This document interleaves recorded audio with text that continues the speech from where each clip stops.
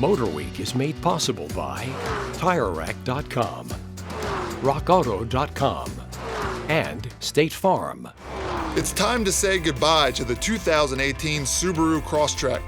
We spent a year in this rugged ute after testing the previous generation for the prior 12 months, so we've really gotten a feel for how versatile this raised hatchback can be, whether tooling around town doing chores or taking long road trips.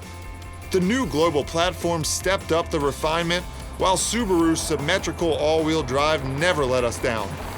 The 152 horsepower 2-liter 4-cylinder and CVT powertrain were well matched all along the way.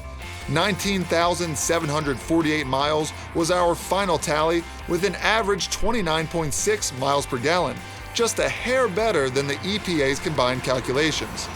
So the Subaru Crosstrek proved to be up to the task of whatever we asked, no matter how the forecast turned out.